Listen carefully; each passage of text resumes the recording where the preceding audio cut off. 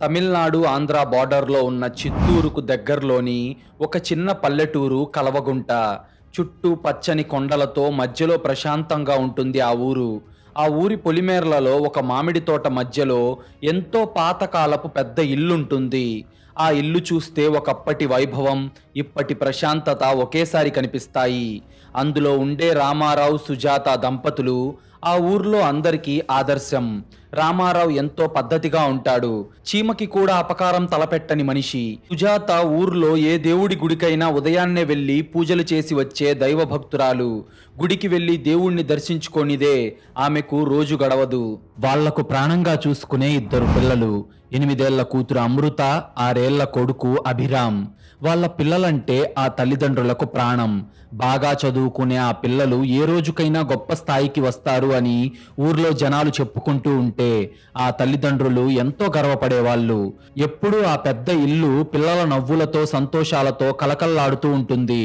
School నుంచి పిల్లలు ఎప్పుడు వస్తారా, వాళ్ళని ఎప్పుడు చూద్దామా అని రామారావు ఎంత అలసిపోయి వచ్చినా ఆశగా ఎదురు చూసేవాడు. అయితే అదొక అమావాస్య ముందు రోజు ఉదయం ఆకాశం అప్పుడే మబ్బులు కమ్ముకొనుంది. ఊరి పంచాయతీ దగ్గర ఉన్న రచ్చబండ దగ్గర సుజాత కన్నీరు మున్నీరుగా ఏడుస్తూ పడిపోయింది. ఆమె చేతులకు మట్టి అంటుకొని జుట్టు విరబోసుకొని పిచ్చిదానిలా ఏడుస్తుంది. రామారావు గుండెలు బాదుకుంటూ గట్టిగా అరుస్తున్నాడు. నా బిడ్డలు ఏమయ్యారా దేవుడా, నా పిల్లల్ని నాకు ఇప్పించండిరా, నిన్న రాత్రి దాకా నా పక్కనే ఉన్నారే అని వాళ్ళ ఏడుపు చూసి ఊరంతా కంటతడి పెట్టింది. ఆ ఊరి ప్రజలకు ఏం జరిగిందో అర్థం కాలేదు. అంత సంతోషంగా ఉండే ఆ కుటుంబంలో ఆ విషాదానికి కారణం ఏంటి అనేది తెలుసుకునే ముందు మీరు గనుక ఇలాంటి క్రైమ్ స్టోరీస్ రోజు చూడాలి అనుకుంటే ఇప్పుడే ఈ వీడియోను లైక్ చేసి మా ఛానల్ను సబ్స్క్రైబ్ చేసుకోండి. మీరు చేసే చిన్న లైక్, ఒక సబ్స్క్రైబ్ మమ్మల్ని ఎంతో ఎంకరేజ్ చేసినట్టుగా ఉంటుంది. అలాగే మీరు ఈ వీడియోని ఎక్కడి నుండి చూస్తున్నారో ప్లీజ్ కామెంట్ చేయండి. మా వీడియోలు ఎక్కడి దాకా రీచ్ అవుతున్నాయో తెలిస్తే అది మాకు చాలా బూస్టప్ ఇచ్చినట్టుంటుంది. దాంతో local police station SI Kalyan అక్కడికి చేరుకొని జనాలను పక్కకు జరుపుకుంటూ ముందుకొచ్చాడు. కళ్యాణ్ చాలా logical and ground level officer. ఎన్ని ఎమోషన్స్ ఉన్న క్రైమ్ సీన్ ను చాలా కూల్ గా, క్లియర్ గా హ్యాండిల్ చేస్తాడు.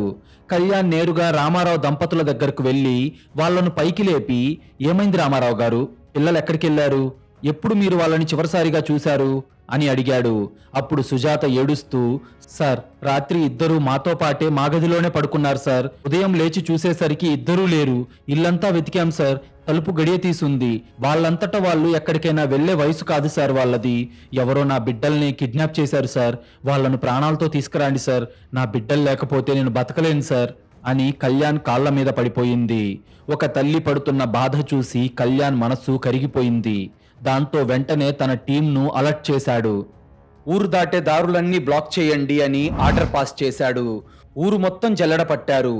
పక్కనే ఉన్న చెరువులు, బావులు, పొలాలు, అడవులు ఎంత వెతికినా కూడా ఎక్కడా ఆ ఇద్దరు పిల్లల ఆచూకీ దొరకలేదు. కనీసం వాళ్ళ చెప్పులు గాని, ఒంటి మీద బట్టలు గాని దొరకలేదు. ఎవరైనా బంధువులు తీసుకెళ్లారా అని ఎంక్వైరీ చేసినా ఫలితం లేదు. పిల్లలేదో గాల్లో కలిసిపోయినట్టు మాయమైపోయారు. పోలీసులు కిడ్నాప్ కేసుగా నమోదు చేసి దర్యాప్తు మొదలుపెట్టారు. చూశారు కదా, ఒక పచ్చని కుటుంబంలో ఎంతటి భయంకరమైన చీకటి కమ్ముకుందో. ఉదయం లేచేసరికి కన్న బిడ్డలు మాయం కావడం ఏ తల్లిదండ్రులకైనా నరకమే. వాళ్ళ ఏడుపు గనక చూస్తే మనకే కన్నీళ్లు రావడం ఖాయం. కానీ ఎస్ఐ కళ్యాణ్కి వచ్చిన ఆ చిన్న డౌట్ ఏంటి? ఆ రాత్రి కళ్యాణ్ చూసిన ఆ భయంకరమైన దృశ్యం ఏంటి? ఈ కథలో రాబోతున్న అతిపెద్ద మలుపు ఏంటి అనేది ఇప్పుడు చూద్దాం. 5 రోజులు గడిచాయి, కానీ పిల్లల జాడలేదు. పోలీసులు ఎంత గాలించినా ఒక్క ఆధారం దొరకలేదు. లోకల్ న్యూస్ ఛానల్స్ వాళ్ళు ఆ ఇంటికి వచ్చి ఇంటర్వ్యూలు చేస్తున్నారు. కిడ్నాపర్లకు హెచ్చరిక అంటూ బ్రేకింగ్ న్యూస్లు వేస్తున్నారు. కెమెరా ముందు రామారావు, సుజాత ఇద్దరు బోరున ఏడుస్తూ, మా పిల్లలని ప్రాణాలతో వదిలేయండి, మా ఆస్తంతా తీసుకోండి, కానీ మా బిడ్డలను మాకు ఇచ్చేయండి, వాళ్ళు లేకుండా మేము ఒక్క క్షణం కూడా బతకలేమని ఏడుస్తూ కెమెరా ముందు కిడ్నాపర్లను బతిమలాడుతున్నారు. ఆ దృశ్యం చూసి ఊరంతా వాళ్ళ మీద జాలితో కన్నీళ్లు పెట్టుకుంది. అందరి ఇళ్లల్లో ఆ పిల్లల గురించే చర్చ. కానీ ఈ కేసు దర్యాప్తు చేస్తున్నప్పుడు ఎస్ఐ కళ్యాణ్ మెదడులో ఒక చిన్న అలారం మోగింది. అతనికి ఏదో తప్పు జరుగుతుందని అతని మైండ్ చెప్తుంది. ఆ రోజు రాత్రి సమయం 11 గంటలవుతుంది. కరెంటు పోయి ఆ ఊరంతా చీకటిగా ఉంది. కళ్యాణ్ సివిల్ డ్రెస్ లో ఎవరికీ తెలియకుండా ఆ పాత ఇంటి చుట్టుపక్కల ఎంక్వైరీ చేయడానికి వెళ్ళాడు. పక్కింటి వాళ్ళు ఏమైనా చూశారేమో అని అడగడానికి వెళ్ళాడు. కానీ ఎవరూ కూడా సరిగ్గా సమాధానం ఇవ్వలేదు. అయితే ఆ రామారావు ఇంట్లో కరెంట్ లేదు. కేవలం ఒక చిన్న దీపం మాత్రమే వెలుగుతుంది. ఆ దీపం యొక్క నీడలు గోడల మీద వింతగా కదులుతున్నాయి. కళ్యాణ్ నెమ్మదిగా అడుగుల చప్పుడు కాకుండా ఆ ఇంటి కిటికీ దగ్గరకు వెళ్లి లోపలికి చూశాడు. లోపల కనిపించిన దృశ్యం చూసి కళ్యాణ్కు కాళ్ల కింద భూమి బద్దలైపోయింది. అతనికి ఊపిరాడక అతని కళ్ళు పెద్దవయ్యాయి. లోపల పూజా గదిలో ఉదయం కెమెరా ముందు కన్నీరు మున్నీరుగా ఏడ్చిన రామారావు, సుజాత ఇద్దరూ ఎంతో ఆనందంగా ముఖం నిండా పసుపు కుంకుమలు పూసుకొని తలస్నానాలు చేసి పవిత్రంగా దేవుడు ముందు కూర్చొని పూజ చేస్తున్నారు. వాళ్ళ ముఖంలో పిల్లలు కనిపించకుండా పోయారన్న బాధ లేదు. వాళ్ళ మాటల్లో ఏడుపు లేదు. ఒక వింతైన సంతోషం, ఉత్సాహం, ఏదో పెద్ద పండుగ చేసుకుంటున్నట్టు ప్రవర్తిస్తున్నారు. వాళ్ళు ఏవేవో మంత్రాలు చదువుతూ నవ్వుకుంటున్నారు. అప్పుడు సుజాత నవ్వుతూ, రేపు మన అదృష్టం మారిపోబోతుందండి, మన పూజ ఫలించింది, మన కష్టాలన్నీ తీరిపోతాయి అని రామారావుతో అంటుంది. రామారావు కూడా అంతే సంతోషంగా, అవును సుజాత, దేవుడు మనల్ని కరుణించాడు అని గట్టిగా నవ్వుతున్నాడు. అదంతా విని కళ్యాణ్కి దిమ్మ తిరిగిపోయింది. అతనికి ఏమీ అర్థం కావడం లేదు. కన్న బిడ్డలు మాయమై 5 రోజులవుతుంటే ఈ తల్లిదండ్రులు ఉదయం జనాల ముందు అలా ప్రాణాలు పోతున్నట్లు ఏడుస్తూ రాత్రిపూట ఎవరికీ తెలియకుండా ఇంత ఆనందంగా దేవుడికి పూజలు చేయడమేంటి? వీళ్ళేమైనా సైకోలా? లేకపోతే పిల్లలను కిడ్నాప్ చేసిన వాళ్ళకి ఏమైనా డబ్బులిచ్చి సెటిల్ చేసుకున్నారా? ఒకవేళ నిజంగా అలా సెటిల్ చేసుకొని ఉంటే పిల్లలు ఇంకా ఎందుకు రాలేదు? అసలు వీళ్ళిద్దరి సంతోషం వెనక ఉన్న భయంకరమైన రహస్యం ఏంటి అని తనలో తానే ఆలోచిస్తూ కళ్యాణ్ తన చూపును పూజగది నేల మీదకు తిప్పాడు. అప్పుడే అతని కళ్ళ ముందు ఒక భయంకరమైన ఆధారం కనిపించింది. పూజాగదిలో ఉన్న విగ్రహం కింద ఉన్న నేల మీద తాజాగా సిమెంట్ వేసి అలికిన ఆనవాళ్లు కంటపడ్డాయి. ఆ సిమెంట్ ఇంకా పూర్తిగా ఆరలేదు, తడిగానే ఉంది. పూజగదిలో ఫ్లోరింగ్ పగలగొట్టి సిమెంట్ ఎందుకు వేశారు అని ఆలోచన రాగానే కళ్యాణ్ గుండె వేగంగా కొట్టుకోవడం మొదలయ్యింది. ఒక్కసారి ఊహించుకోండి, ఉదయం కెమెరాల ముందు ప్రాణాలు పోతున్నట్లు ఏడ్చిన వాళ్ళు రాత్రి ఎవరికీ తెలియకుండా తలస్నానాలు చేసి నవ్వుకుంటూ పూజలు చేయడమేంటి? అసలు ఇదెక్కడి సైకోయిజం? కళ్యాణ్కే కాదు, ఈ సీన్ వింటున్న మన మైండ్ కూడా బ్లాక్ అవుతుంది కదా. అంటే వాళ్ళ పిల్లలు కిడ్నాప్ అవ్వలేదా? అసలు కొత్తగా ఆ సిమెంట్ వేసిన నేల కింద దాగిన ఆ నెత్తుటి నిజమేంటి? ఇక్కడే ఈ కథ ఊపిరి బిగబట్టే మలుపు తీసుకోబోతుంది. స్కిప్ చేయకుండా చూడండి. కళ్యాణ్ వెంటనే అక్కడి నుండి పరిగెత్తుకుంటూ వెళ్లి తన ఫోన్ తీసి కంట్రోల్ రూమ్ కి ఫోన్ చేసి అర్జెంటుగా 10 మంది కానిస్టేబుల్స్ తో పాటు ఒక తవ్వే యంత్రాన్ని, గుణపాలను తీసుకొని వెంటనే ఊర్లోని రామారావు ఇంటికి రండి, ఎవ్వరికీ అనుమానం రాకుండా సైలెంట్ గా రండి అని ఆర్డర్ వేశాడు. అతని వాయిస్ లో ఉన్న సీరియస్నెస్ కి కంట్రోల్ రూమ్ అలర్ట్ అయ్యింది. సరిగ్గా అర్ధరాత్రి 1 గంటకు పోలీస్ జీపులు, ఒక చిన్న క్రేన్ తో ఆ ఇల్లు దద్దరిల్లింది. ఊరి జనాలు అక్కడికొచ్చి ఏం జరిగిందా అని చూస్తున్నారు. కానీ కళ్యాణ్ ఏమాత్రం ఆలోచించకుండా తలుపులు బద్దలు కొట్టుకొని లోపలికి వెళ్ళాడు. నిద్రపోతున్న రామారావు, సుజాత పోలీసులను చూసి కంగారు పడి, ఏంటి సార్ రాత్రిపూట ఇలా వచ్చారు? మా పిల్లలు దొరికారా? మా పిల్లలు ఎక్కడున్నారు సార్ అని సుజాత మళ్ళీ ఏడుపు నాటకం స్టార్ట్ చేసింది. అప్పుడు కళ్యాణ్ లాఠీ తీసుకొని ఆమె కాళ్ళ మీద గట్టిగా కొట్టగా ఆ దెబ్బకు ఆమె కింద పడిపోయింది. అది చూసి రామారావు భయంతో వణికిపోయాడు. అప్పుడు కళ్యాణ్ కోపంగా, మీ నాటకాలు ఆపండ్రా, ఉదయం ఏడుపులు, రాత్రి పూజలు, మీ భాగవతం అంతా కిటికీలో నుంచి చూశాను. కానిస్టేబుల్స్, ఆ పూజా గది నేల తవ్వండి, ఆ సిమెంట్ వేసిన చోట చుట్టూ తవ్వేయండి అని గట్టిగా అరిచాడు. రామారావు అడ్డుకోవడానికి ట్రై చేశాడు. కళ్ళల్లో ఒక భయంకరమైన కంగారుతో, సార్ అది మా దేవుడి గది సార్, ఆ దేవుడే మా సర్వస్వం, దాన్ని పగలగొడితే మాకు మీకు ఇద్దరికి పాపం తగులుతుంది సార్, ఆ దేవుడి శాపం మీకు ఖచ్చితంగా తగులుతుంది, నేను దాన్ని పగలగొట్టనివ్వను అని అరుస్తూ బెదిరించే ప్రయత్నం చేశాడు. కానీ పోలీసులు అతన్ని పక్కకు లాగేసి గుణపాలతో ఆ తాజాగా వేసిన సిమెంట్ నేలను పగలగొట్టడం మొదలుపెట్టారు. ప్రతి దెబ్బ ఆ ఇంటి గోడలను కదిలించేస్తుంది. రామారావు, సుజాత ఇద్దరు భయంతో అరుస్తున్నారు. అయితే సరిగ్గా 2 అడుగులు తవ్వేసరికి ఒక చిన్న ప్లాస్టిక్ కవర్ తగిలింది. ఆ కవర్ మీద రక్తపు మరకలున్నాయి. కళ్యాణ్ తన కానిస్టేబుల్స్ ని ఆపి తనే స్వయంగా మోకాళ్ళ మీద కూర్చొని మెల్లగా ఆ మట్టిని చేతులతో పక్కకు తీశాడు. ఆ కవర్ని ఓపెన్ చేసి చూశాడు. అయితే ఆ కవర్లో ఉన్న దృశ్యం చూసి తన 10 సంవత్సరాల సర్వీస్లో ఎన్నో దారుణమైన క్రైమ్ సీన్స్ చూసిన కళ్యాణ్ గుండె కూడా ముక్కలైపోయింది. అతని కళ్ళల్లోనే కాదు, అక్కడున్న పోలీసులకు కూడా కన్నీళ్లాగలేదు. కొందరు వాంతులు చేసుకున్నారు. ఎందుకంటే ఆ గుంతలో బయటపడిన కవర్లో 8 ఏళ్ల అమృత, 6 ఏళ్ల అభిరామ్, 2 పసిపిల్లల శవాలున్నాయి. ఆ పిల్లల కళ్ళు సగం తెరిచి ముఖాలు పాలిపోయి ఉన్నాయి. కానీ వాళ్ళ శవాలని ఎలా పూడ్చిపెట్టారో చూస్తే ఎవరికైనా రక్తం మరుగుతుంది. ఆ పిల్లల తలకాయలకు పసుపు కుంకుమలు దట్టంగా రాసి, మెడలో బంతిపూల దండలు వేసి, కొత్త పట్టుబట్టలు కట్టి దేవుడికి సమర్పించిన నైవేద్యంలాగా అత్యంత దారుణంగా పూడ్చిపెట్టబడున్నాయి. పసిపిల్లల ప్రాణాలు తీసి దేవుణ్ణి అలంకరించినట్టు అలంకరించారు. అది చూసిన కళ్యాణ్ కళ్ళు కోపంతో ఎర్రబడ్డాయి. వెంటనే తన లాఠీ తీసుకొని రామారావు, సుజాతలను రక్తం వచ్చేలాగా, ఎముకలు విరిగేలాగా చితకబాదాడు. వాళ్ళ అరుపులు ఆ రాత్రి ఊరంతా వినిపించాయి. కళ్యాణ్ కోపంగా అరుస్తూ, ఒరే ఒరే రాక్షసులారా, మీరు కన్న బిడ్డలే కదరా వాళ్ళు, పాపం రా, పసిపిల్లలరా, 2 పసిపిల్లలను చంపి దేవుడి గదిలో పూడ్చిపెట్టడానికి మీకు చేతులు ఎలా వచ్చాయిరా? మీరిద్దరు మనుషులా లేక పశువులా? ఏ తల్లిదండ్రులు ఇలా చెయ్యరు కదరా అని అరుస్తూ వాళ్లను జుట్టు పట్టుకొని పోలీస్ స్టేషన్కి ఈడ్చికెళ్లాడు. ఆ రాత్రి ఆ ఊరు ఒక పీడకల చూసినట్టుగా వణికిపోయింది. అది పోలీస్ స్టేషన్లోని ఇంట్రాగేషన్ రూమ్. ఆ రూమ్లోని వాతావరణం చాలా భయంకరంగా ఉంది. రామారావు, సుజాతల 2 ముఖాలు దెబ్బలతో పగిలిపోయి రక్తం కారుతుంది. కానీ వాళ్ళ ముఖంలో ఒక్క చుక్క కన్నీరు లేదు, ఎలాంటి పశ్చాత్తాపం లేదు. కన్నపిల్లల శవాలు చూసిన బాధ ఇసుమంతైనా లేదు. వాళ్ళ కళ్ళల్లో ఒక వింతైన భయంకరమైన నమ్మకం నిండిపోయింది. ఇంట్రాగేషన్ రూమ్లోకి వచ్చిన కళ్యాణ్ కోపంగా, నిజం చెప్పండ్రా, మీ పిల్లల్ని ఎందుకు చంపారు? మీకు వాళ్ళ మీద ఎందుకు అంత పగ? వాళ్ళు మీకు పుట్టిన పిల్లలు కాదా? వాళ్ళు చేసిన పాపం ఏంట్రా అని గట్టిగా అరిచాడు. అప్పుడు రామారావు నవ్వుతూ చెప్పిన మాట వింటే ఎవరి రక్తమైనా గడ్డకట్టిపోతుందేమో. ఆఖరికి ఆ మాట వినగానే ఆ లాకప్లో ఉన్న పోలీసులకు కూడా ఒళ్ళు జలధరించింది. సార్, ఎందుకు కొడుతున్నారు సార్? మేము వాళ్ళని చంపలేదు సార్. మేము మా బిడ్డలను మా ఇంటి కింద ఉన్న 100 కోట్ల గుప్త నిధి కోసం దేవుడికి అప్పగించాం సార్. ఆ దేవుడే వాళ్ళని తీసుకెళ్లాడు. రేపు అమావాస్య. రేపు ఉదయం సూర్యుడు వచ్చేసరికి మా పిల్లలిద్దరూ బంగారు ఆభరణాలతో దేవతల్లాగా తిరిగి బతికొస్తారు సార్. మా పూజ ఫలించింది సార్. మా దారికి అడ్డుపడకండి సార్ అని ఆనందంగా పైశాచికంగా నవ్వుతూ చెప్పాడు రామారావు. అప్పుడు సుజాత కూడా నవ్వుతూ, అవును సార్, నా బిడ్డలు రేపు ఉదయం నిధి తీసుకొని వస్తారు. మేము మర్డర్ చేయలేదు సార్. వాళ్ళు చనిపోలేదు సార్, దేవుడి దగ్గర ఉన్నారు అనింది. అది విని కళ్యాణ్కి మైండ్ బ్లాక్ అయిపోయింది. ఏంటి వీళ్ళు మాట్లాడుతున్నది? కన్న బిడ్డల శవాలను, ఆ రక్తాన్ని సొంత కళ్ళతో చూసి కూడా వాళ్ళు చనిపోలేదు, బతికొస్తారని ఇంత బలంగా నమ్ముతున్నారు. అసలు గుప్తనిదేంటి? పిల్లలు దేవతలు కావడం ఏంటి?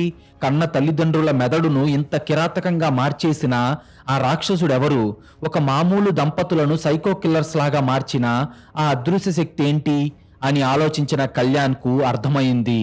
వీళ్ళు హంతకులు కాదు, ఒక భయంకరమైన సైకలాజికల్ బ్రెయిన్ వాష్కు గురైన బాధితులు అని. వాళ్ళ ఆలోచన శక్తిని ఎవరో పూర్తిగా నాశనం చేశారు. ఈ కిరాతకమైన నమ్మకం వెనక ఉన్న ఆ మృగం ఎవరో, వాడు ఆడిన ఆ సైకలాజికల్ మత్తేంటో తెలుసుకునే ముందు, మీలో చాలామంది మన వీడియోలు చూస్తున్నారు కానీ వీడియోను లైక్ చేయడం లేదు, మన ఛానల్ను సబ్స్క్రైబ్ చేయడం లేదు. ప్లీజ్, మీరు చేసే చిన్న లైక్, ఒక సబ్స్క్రైబ్ మమ్మల్ని ఎంతో ఎంకరేజ్ చేసినట్టుగా ఉంటుంది. అలాగే మీరిచ్చే ఒక్క పాజిటివ్ కామెంట్ ఇలాంటి క్రైమ్ స్టోరీస్ రోజు మీ ముందుకు తీసుకురావడానికి మాకెంతో బూస్టప్ ఇచ్చినట్టుంటుంది. లాకప్లో కన్న బిడ్డలను చంపుకున్న ఆ తల్లిదండ్రులు ఉదయం సూర్యుడు రాగానే తమ పిల్లలు బంగారు ఆభరణాలతో బతికొస్తారని నవ్వుతూ చెబుతున్న ఆ భయంకరమైన మాటలు వినగానే ఇన్స్పెక్టర్ కళ్యాణ్ చేతిలో ఉన్న లాఠీ జారి కింద పడిపోయింది. అతని పోలీసు బుర్ర ఫ్యూజులు ఎగిరిపోయాయి. ఒక మనిషి ఎంత మూర్ఖుడైనా, ఎంత కఠినాత్ముడైనా సరే, కళ్ళెదురుగా కన్నబిడ్డల కుళ్ళిపోతున్న శవాలు, వారి శరీరాలపై తాము స్వయంగా వేసిన మట్టి తాలూకు ఆనవాళ్లు ఉన్నా కూడా వాళ్ళు దేవుళ్ళుగా బతికొస్తారని అసలు ఎలా నమ్ముతారు? వాళ్ళ కళ్ళల్లో ఎలాంటి నటన లేదు, పోలీసుల ముందు దొరికిపోయామన్న భయం లేదు. వాళ్ళది 100% స్వచ్ఛమైన కానీ రక్తం గడ్డకట్టించే ఒక కిరాతకమైన నమ్మకం. అదంతా చూసి కళ్యాణ్కు ఒక విషయం అయితే స్పష్టంగా అర్థమైపోయింది. వీళ్ళు మామూలు హంతకులు కారు. వీళ్ళ మెదడును ఎవరో పూర్తిగా కంట్రోల్ చేశారు. వీళ్ళ ఆలోచన శక్తిని, లాజిక్ని, కన్న ప్రేమను ఒక అదృశ్య శక్తి చంపేసింది అని కళ్యాణ్ ఫిక్స్ అయ్యాడు. గుండెను పిండేసే దారుణం కదా ఇది. పసిపిల్లల ప్రాణాలు తీసి దేవుడికి అలంకరించడం చూస్తే రాయి లాంటి గుండె అయినా పగిలిపోవాల్సిందే. కానీ ఇక్కడ వాళ్ళు చేసిన క్రైమ్ కంటే వాళ్ళు చెప్పిన లాజిక్ వింటేనే చెమటలు పడుతున్నాయి. పిల్లలు దేవతలు కావడం ఏంటి, అసలు గుప్తనిధి ఏంటి, కళ్ళెదురుగా శవాలున్నా వాళ్ళకు కనిపించడం లేదంటే ఇది కేవలం మర్డర్ కాదు, ఒక పక్కా బ్రెయిన్ వాష్. వాళ్ళ మైండ్ని ఎలా కంట్రోల్ చేశారు, అసలు ఆ సైంటిఫిక్ మిస్టరీ ఏంటో ఇప్పుడు చూద్దాం. కళ్యాణ్కు ఇది ఒక సైకలాజికల్ మ్యానిపులేషన్ అని అర్థమైంది.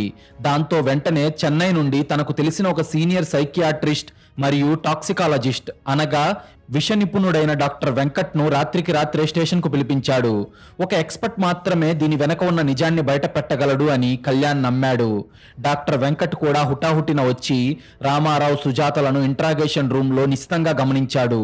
వాళ్ళని అడుగుతున్న ప్రశ్నలకు సంబంధం లేని సమాధానాలిస్తూ వాళ్ళిద్దరూ దేవుడి గురించి మాట్లాడుతున్నారు. వాళ్ళ కళ్ళల్లోని నల్లగుడ్లు విపరీతంగా ఉన్నాయి.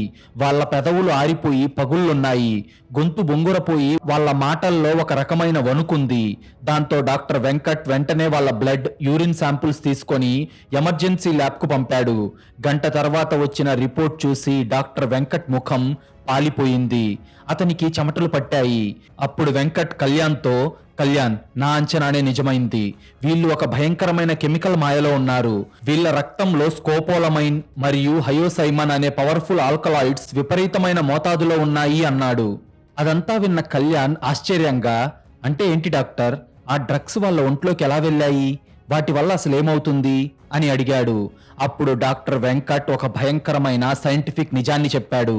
కళ్యాణ్, అడవుల్లో పాడుబడిన ప్రదేశాల్లో పెరిగే చెట్టు తెలుసు కదా, దాన్నే డెవిల్స్ వీడ్ అని కూడా అంటారు. ఆ గింజల నుండి తీసిన రసాన్ని చాలా తక్కువ మోతాదులో మైక్రోడోసింగ్ పద్ధతిలో వీళ్లకు గత 6 నెలలుగా ఎవరో రోజువారీ ఆహారంలో లేదా నీళ్లల్లో కలుపుతూ ఇస్తున్నారు. ఇది సడన్ గా జరిగింది కాదు, ఒక లాంగ్ టర్మ్ స్కెచ్. రసం మనిషి శరీరంలోకి వెళ్తే అది మనిషి మెదడులోని వాస్తవానికి భ్రమలకి మధ్య ఉన్న తేడా తెలియకుండా చేస్తుంది. దాంతో మనిషి సొంతంగా ఆలోచించే శక్తిని, జడ్జిమెంట్ స్కిల్స్ ని చంపేసి ఒక హిప్నాటిక్ స్టేట్ లోకి లేదా ఒక రకమైన డిలీరియంలోకి తీసుకెళ్తుంది. ఆ మత్తులో ఉన్నప్పుడు వాళ్లకు ఏది చెప్తే అది దేవుడి వాక్కులా వాళ్ళు నమ్ముతారు. ఎవరైనా ఎదురుగా ఉన్నట్లే వాళ్ళకు కనిపిస్తుంది. సైకాలజీలో దీన్ని ఫోలియేట్ జ్యూ సైకోసిస్ అంటారు. అంటే ఒకరి పిచ్చిని, ఒకరి భ్రమలను ఇంకొకరికి కమ్యూనికేట్ చేసి ఇద్దరిని ఒకే భ్రమలో బతికేలా చేయడం. ఇక్కడ భార్యాభర్తలు ఇద్దరికి ఒకే డోస్ ఇచ్చారు. ఎవరో ఒక కిరాతకమైన మాస్టర్ మైండ్ వీళ్లకు ఆ రసం తాగించి వీళ్ళ మెదడును పూర్తిగా ఖాళీ చేసి మీ పిల్లలను చంపితే వాళ్ళు దేవుళ్ళవుతారు, మీకు గుప్తనిధి వస్తుంది అనే విషయాన్ని వాళ్ళ సబ్ కాన్షియస్ మైండ్లో పక్కాగా బ్రెయిన్ వాష్ చేశాడు కళ్యాణ్. వీళ్ళు కేవలం ఆయుధాలు మాత్రమే, అసలు హంతకుడు వాళ్ళ బ్రెయిన్ని కంట్రోల్ చేసిన వాడే అని చెప్పాడు డాక్టర్. అది విన్న కళ్యాణ్కి రక్తం మరిగిపోయింది. కన్న బిడ్డలను చంపడానికి ఒక తల్లిదండ్రుల బ్రెయిన్ని ఇలా కెమికల్స్తో మార్చేశారా? ఇంతకీ ఆ రసం వీళ్ళకి ఎవరిచ్చారు, అసలు వాడి టార్గెట్ ఏంటి అని ఆలోచనలో పడ్డాడు కళ్యాణ్. నిజంగా ఈ కథ మైండ్ బ్లాక్ చేస్తుంది కదా. రసంతో మైక్రోడోసింగ్ చేసి ఒక మనిషి ఆలోచన శక్తిని, కన్న ప్రేమను చంపేయొచ్చా? షేర్డ్ సైకోసిస్ అనే ఈ సైకలాజికల్ ట్రాప్ నిజంగానే చాలా డేంజరస్ అనిపిస్తుంది కదా. తాము చేస్తున్నది హత్య అని కూడా తెలియకుండా ఒక భ్రమలో బతికేలా చేసిన ఆ మాస్టర్ మైండ్ రాక్షసుడు ఎవరు? వాడికి ఈ అమాయకపు ఫ్యామిలీతో ఉన్న పగేంటి? ఈ కథలో అసలు విలన్ ఎంట్రీ ఇప్పుడే రాబోతుంది, అస్సలు మిస్ అవ్వకండి. కళ్యాణ్ వెంటనే లాకప్లోకి వెళ్లి రామారావు దంపతుల ముందు కూర్చున్నాడు. కానీ ఈసారి కోపంతో కాకుండా చాలా నెమ్మదిగా వాళ్ళ భ్రమలకు అనుగుణంగానే మాట్లాడడం మొదలుపెట్టాడు. వాళ్లను ఆ ట్రాన్స్లోనే ఉంచి నిజం రాబట్టాలని ప్లాన్ చేశాడు. రామారావు గారు, మీరు చేసిన పూజ చాలా గొప్పదని నాకు ఇప్పుడే తెలిసింది. రేపొద్దున మీ పిల్లలు వస్తారు సరే, కానీ మీకింత మంచి మార్గం గురించి ఎవరు చెప్పారు? మీకు ఆ దేవుడి ప్రసాదం, అదే ఆ తీర్థం ప్రతిరోజు ఎవరిస్తున్నారు అని భక్తిగా అడిగాడు. దానికి సుజాత నవ్వుతూ ఎంతో భక్తిగా 2 చేతులతో దండం పెడుతూ చెప్పింది. ఆమె మాటల్లో ఆ దేవుడిని నమ్మిన అమాయకత్వం ఉంది. సార్, ఆ దేవుడి దయ మాకు కలగడానికి కారణం మా తమ్ముడు ప్రకాష్ సార్. వాడే 6 నెలల క్రితం హిమాలయాల నుండి ఒక గొప్ప బాబా గారిని మా ఇంటికి తీసుకొచ్చాడు. ఆ బాబా గారు మాకు రోజు ఉదయం సాయంత్రం స్వయంగా ఒక పవిత్రమైన తీర్థం ఇచ్చేవారు. ఆ తీర్థం తాగితే మాకు దేవుడితో డైరెక్ట్గా మాట్లాడినట్టు అనిపించేది సార్. ఆ మత్తులో మాకు దేవుడు కూడా కనిపించేవాడు. ఆ బాబా గారే సార్ మాకు చెప్పింది మా పాత ఇంటి కింద 100 కోట్ల గుప్త నిధి ఉందని, దానికి కాపలా ఉన్న భూతాలకు మా పిల్లలను ఒక రోజు బలి ఇస్తే మరుసటి రోజు ఆ భూతాలు శాంతించి మా పిల్లలను బంగారు బంగారు ఆభరణాలతో దేవతల్లాగా తిరిగి పంపిస్తాయని. ఆ మాటలు మా తమ్ముడు ప్రకాష్ కూడా నమ్మాడు సార్. మా పిల్లలు దేవుళ్ళుగా తిరిగి వచ్చే వరకు ఈ రహస్యం ప్రపంచానికి తెలియకూడదని ఆ బాబాగారు మాకు చెప్పారు. లోకం దృష్టిలో వాళ్ళు కిడ్నాప్ అయ్యారని మీరు ఏడ్చి అందరినీ నమ్మించాలి. అప్పుడే మీ భక్తికి దేవుడు మెచ్చుకొని మీ పిల్లలకి ప్రాణం పోస్తాడు అని ఆ బాబాగారు మా చేత ప్రమాణం చేయించారు సార్. దేవుడి కోసమే మేము పగలు ఏడుస్తూ రాత్రి పూజలు చేస్తున్నాం సార్. అప్పుడు మా పిల్లలకు చావనేది ఉండదు కదా. అందుకే మా చేతులతో మా బిడ్డలను మేమే దేవుడి దగ్గరకు పంపాం సార్ అని ఎంతో ఉత్సాహంగా చెప్పింది. ఆ మాటలు వింటుంటే కళ్యాణ్కి ఒంట్లో వణుకు పుట్టడం మొదలైంది. అతని గుండె తరుక్కుపోయింది. పసిపిల్లల ప్రాణాలు ఎంత ఈజీగా తీసేశారో అని అతనికి ఏడుపొచ్చింది. ఒక మోసగాడైన బాబా ఆ రసాన్ని తీర్థం పేరుతో వీళ్లతో రోజు తాగించి వీళ్ల మదిలో గుప్తనిధి, పిల్లల బలి అనే భయంకరమైన డ్రామా క్రియేట్ చేశాడు. కానీ అసలు విలన్ ఆ బాబా కాదు. ఆ బాబాను తీసుకొచ్చిన సుజాత సొంత తమ్ముడు ప్రకాష్. ప్రకాష్ ఎందుకు ఈ దారుణానికి ఒడిగట్టాడు, తన సొంత అక్క పిల్లలనే ఎందుకు బలి తీసుకున్నాడు అనేది తెలుసుకోవడానికి కళ్యాణ్ తన సైబర్ టీంను రంగంలోకి దించి ప్రకాష్ బ్యాక్గ్రౌండ్, ఫైనాన్షియల్ స్టేటస్, వాడి ఫోన్ కాల్స్, బ్యాంక్ డీటెయిల్స్ మొత్తం బయటకు లాగాడు. సరిగ్గా 2 గంటల్లో పక్కా రిపోర్ట్ కళ్యాణ్ టేబుల్ మీదకి వచ్చింది. ఆ రిపోర్ట్ చూసిన కళ్యాణ్కి అర్థమైంది అసలు ఈ ఇద్దరు పిల్లల హత్య వెనక ఉన్న మోటివ్ ఏంటో. ఆ మోటివ్ వింటే ఎవరైనా షాక్ అవ్వాల్సిందే. కలవగుంట ఊరి పొలిమేరలలో రామారావు దంపతులు ఉంటున్న ఆ పాతకాలపు పెద్ద ఇల్లు, దాని చుట్టూ ఉన్న 5 ఎకరాల మామిడి తోట ఇప్పుడు ఒక మామూలు స్థలం కాదు, ఒక మామూలు ఇల్లు కాదు. మనమందరం అనుకుంటున్నట్టు ప్రకాష్ కేవలం ఒక తిరుగుబోతు కాదు. వాడు తాలూకా రెవెన్యూ ఆఫీస్లో కాంట్రాక్ట్ క్లర్క్ గా పనిచేస్తున్నాడు. ఆ ఆఫీసులోని ఫైల్స్ ద్వారానే హైవే ప్రాజెక్టుకు సంబంధించిన ఒక సీక్రెట్ ల్యాండ్ అక్విజిషన్ నోటిఫికేషన్ వాడి కంటపడింది. రాష్ట్ర ప్రభుత్వం ఆ ఊరి మీదుగా ఒక 6 వరుసల నేషనల్ హైవేను మరియు ఒక మెగా ఇండస్ట్రియల్ పార్కును శాంక్షన్ చేసింది. కరెక్ట్ గా రామారావు ఇంటి స్థలం మీదుగానే ఆ ప్రాజెక్టు వెళ్లబోతుంది. చెన్నైకి చెందిన ఒక బడా రియల్ ఎస్టేట్ కంపెనీ ఆ స్థలాన్ని కొనుగోలు చేయడానికి ఏకంగా 100 కోట్ల రూపాయలు ఆఫర్ చేసింది. అందుకే ఆ స్థలాన్ని 100 కోట్లకు చెన్నై కంపెనీకి అమ్ముకోవడానికి వాడే డైరెక్ట్ గా డీల్ మాట్లాడుకున్నాడు. ఈ విషయం కేవలం ప్రకాష్కి మాత్రమే తెలుసు. ప్రకాష్ అనేవాడు ఒక అప్పులో ఊబిలో కూరుకుపోయిన జూదగాడు. క్రికెట్ బెట్టింగ్స్లో బాగా డబ్బులు పోగొట్టుకున్నాడు. ఆఖరికి తను ఉంటున్న ఇల్లు కూడా అమ్మేసుకున్నాడు. అయినా కానీ వాడి అప్పులు తీరక ఆ వ్యసనాలు వదులుకోలేక వాడు ఆ స్థలాన్ని అమ్మేయమని తన అక్క ద్వారా రామారావును 100 సార్లు బతిమలాడాడు. కానీ రామారావు మాత్రం అది మా తాతల నాటి ఆస్తి, నా ప్రాణం పోయినా నేను దాన్ని అమ్మను అని ఖచ్చితంగా చెప్పేశాడు. 100 కోట్ల ఆస్తి కళ్ళెదురుగా కనిపిస్తుంటే ప్రకాష్కు కళ్ళు నెత్తికెక్కాయి. డబ్బు ఆశవాడిని ఒక మృగంగా మార్చేసింది. రామారావు బతికుంటే స్థలం అమ్మడు, పోని వాడిని చంపేస్తే ఆస్తి వాడి పిల్లలైన అమృత, అభిరాములకు వెళ్తుంది. వాళ్ళు మేజర్స్ అయ్యేదాకా ఎవరూ దాన్ని అమ్మలేరు, కోర్టు కూడా దాన్ని ఒప్పుకోదు. అందుకే రామారావు కుటుంబాన్ని సమూలంగా నాశనం చేయడానికి ప్రకాష్ వేసిన ఒక బ్లడీ మాస్టర్ ప్లాన్ ఇది. ఒక ఫేక్ బాబాను పట్టుకొచ్చాడు. తీర్థం పేరుతో రసం తాగించాడు. వాళ్ళ చేతుల మీదగానే వాళ్ళ కన్న బిడ్డలను కిరాతకంగా చంపించాడు. పిల్లలను వాళ్ళ చేతుల మీదగానే బలి ఇప్పించాక ఆధారాలు లేకుండా చేయడానికి ప్రకాష్, ఆ ఫేక్ బాబా ఇద్దరూ కలిసే ఆ రాత్రి పూజ గదిలో గుంత తవ్వారు. శవాలను పూడ్చిపెట్టి ఎవరికీ అనుమానం రాకుండా సిమెంట్ వేసి ప్యాక్ చేశారు. మత్తులో ఉన్న ఆ తల్లిదండ్రులకు ఆ సిమెంట్ కూడా దేవుడి మహిమలాగే అనిపించేలాగా మాయ చేశారు. ఇక్కడ ప్రకాష్ కిరాతకమైన స్కెచ్ ఏంటంటే, పిల్లలను చంపిన నేరంలో రామారావు, సుజాత జైలుకు వెళ్తారు. పిల్లలైతే ఎలాగూ చనిపోయారు. అప్పుడు ఆస్తికి లీగల్గా మిగిలే ఏకైక వారసుడు దగ్గరి బంధువు అయిన ఈ ప్రకాష్ మాత్రమే. వాళ్ళ తర్వాత లీగల్ హెయిర్ వాడే కాబట్టి తన చేతికి ఒక్క రక్తపు చుక్క అంటకుండా, చట్టానికి ఏమాత్రం దొరకకుండా 100 కోట్ల ప్రాపర్టీని తన పేరు మీదకు మార్చుకోవడానికి ఒక కన్న తల్లి చేతుల మీదగానే ఆమె పిల్లలను బలి ఇప్పించిన ఒక కిరాతకమైన బ్లడీ స్కెచ్ ఇది అని కళ్యాణ్కు అర్థమైంది. అదండి అసలు కారణం. 100 కోట్ల ఆస్తి కోసం తోడబుట్టిన అక్క పిల్లలనే బలి ఇప్పించిన ఒక కరుడుగట్టిన నమ్మక ద్రోహి ఈ ప్రకాష్.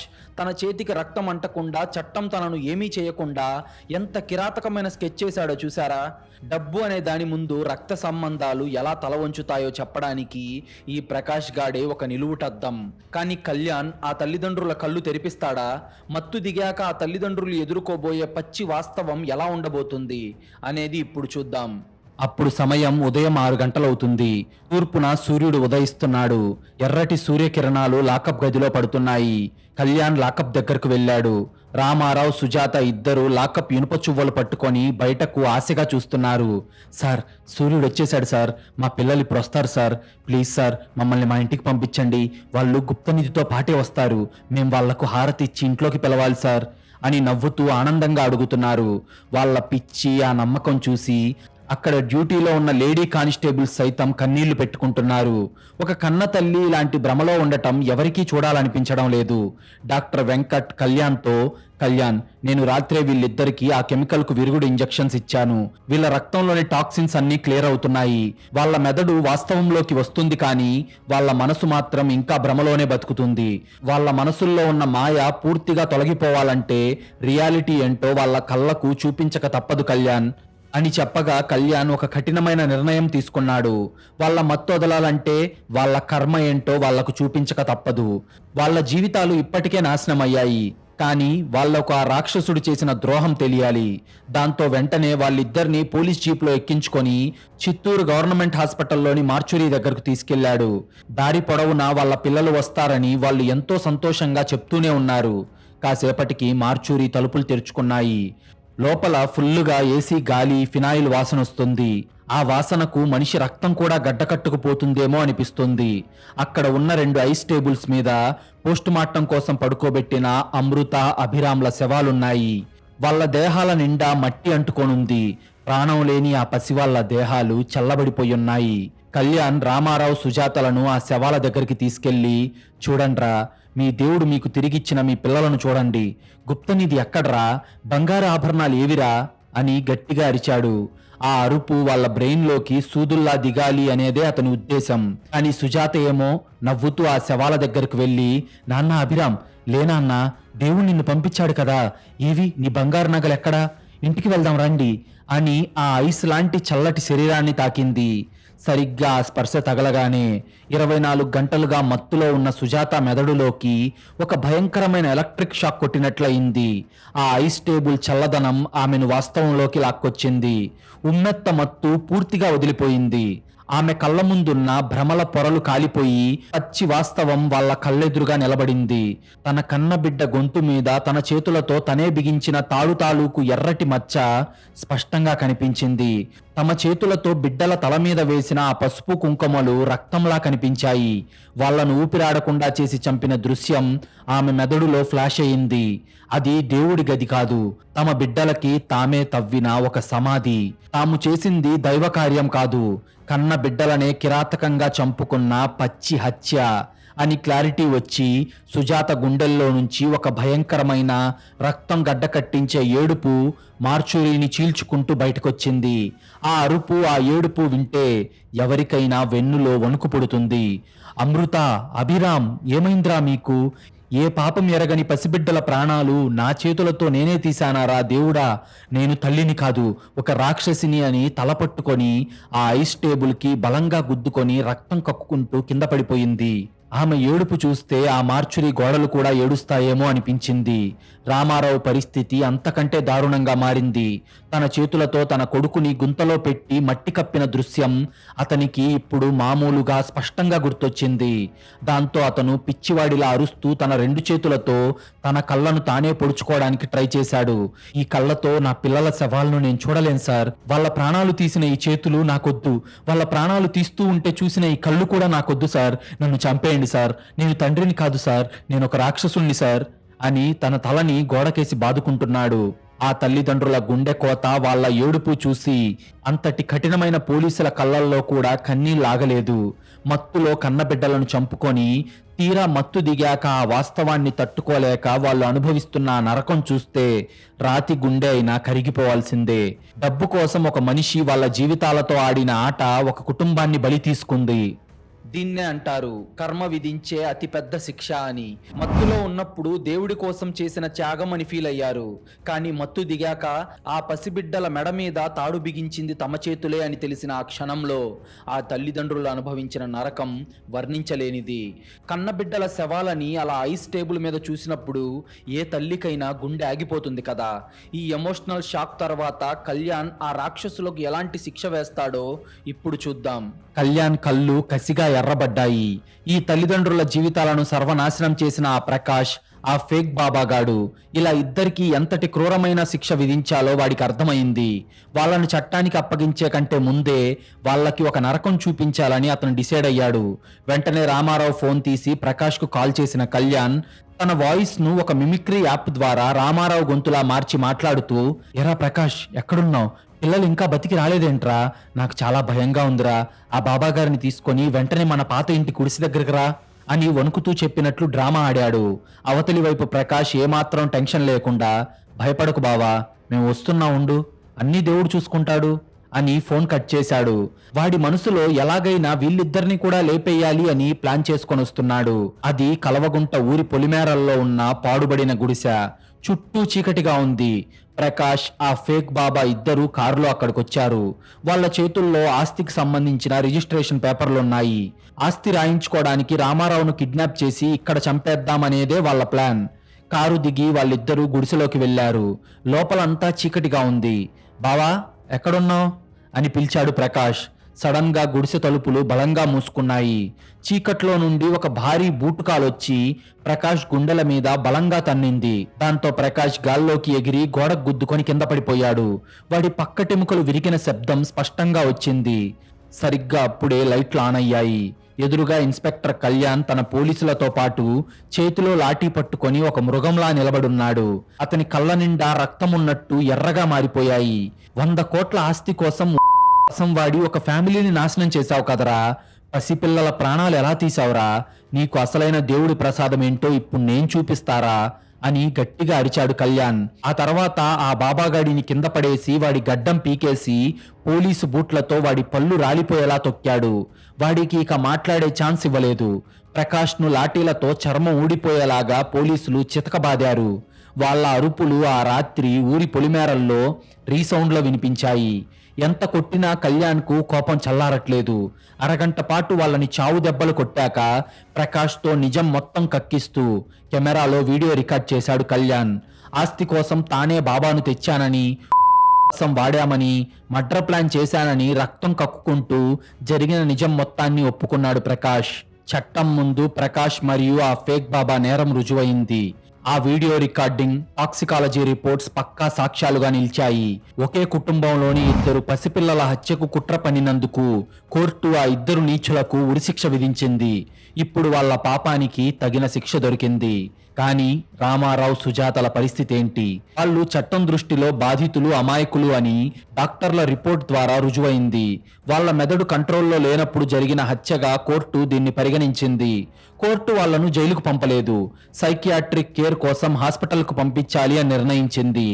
కానీ వాళ్ళిద్దరూ ఆ జీవితం వద్దు అనుకున్నారు. తమ చేతులతో పిల్లలను చంపుకున్న ఆ పాపాన్ని, ఆ గిల్టును వాళ్ళు భరించలేకపోయారు. ప్రతి క్షణం వాళ్ళ పిల్లల ముఖాలే వాళ్ళకు గుర్తొచ్చాయి. హాస్పిటల్కు ఇక వాళ్ళని తీసుకెళ్లాలి అని కళ్యాణ్ డిసైడ్ అయ్యి వాళ్ళ ఇంటికి వెళ్ళగా భార్యాభర్తలిద్దరూ ఒకే తాడుకు ఉరేసుకొని ఆత్మహత్య చేసుకున్నారు.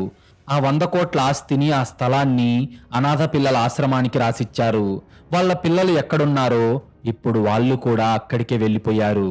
గుడ్డి నమ్మకం ఒక మనిషిని ఎంతటి మృగంగా మారుస్తుందో, అత్యాశ ఒక మనిషిని ఎంతటి కిరాతకుడిగా మారుస్తుందో చెప్పే ఈ నెత్తురు తాగిన నమ్మకం కథ వినే ప్రతి ఒక్కరి గుండెను బరువెక్కిస్తూ, కళ్ళ వెంబడి నీళ్లు తెప్పిస్తూ ఒక డార్క్ అండ్ రియలిస్టిక్ వార్నింగ్తో ముగుస్తుంది. సమాజంలో ఇలాంటి నకిలీ బాబాలను నమ్మితే ఎలాంటి ఘోరాలు జరుగుతాయో ఈ కథే ఒక ఉదాహరణ. ఒక గుడ్డి నమ్మకం ఒక కుటుంబాన్ని ఎలా నాశనం చేసిందో చూశారు కదా. చట్టం శిక్షించకపోయినా వాళ్ళ మనస్సాక్షి వాళ్ళను బతక బతకనివ్వలేదు. కానీ ప్రకాష్ లాంటి రాక్షసులకు ఉరిశిక్ష పడటం మనకు ఒక చిన్న ప్రశాంతతనిస్తుంది. సమాజంలో ఇలాంటి ఫేక్ బాబాలు, మూఢనమ్మకాలు ఎంత డేంజరో చెప్పే ఈ కథ ఒక కనువిప్పు లాంటిది. మీరు నమ్మే దేవుడి మీద మీకు నమ్మకం ఉండొచ్చు, అంతకు మించి భక్తి ఉండొచ్చు. అది మూఢనమ్మకం, గుడ్డి భక్తి కాకూడదు కదా. మీకు గనుక ఈ క్రైమ్ స్టోరీ నచ్చినట్లయితే ఇప్పుడే ఈ వీడియోను లైక్ చేసి మా ఛానల్ను సబ్స్క్రైబ్ చేసుకోండి. మీరు చేసే చిన్న లైక్, ఒక సబ్స్క్రైబ్ మమ్మల్ని ఎంతో ఎంకరేజ్ చేసినట్టుగా ఉంటుంది. అలాగే మీరిచ్చే ఒక్క పాజిటివ్ కామెంట్ మాకు చాలా బూస్టప్ ఇచ్చినట్టుంటుంది.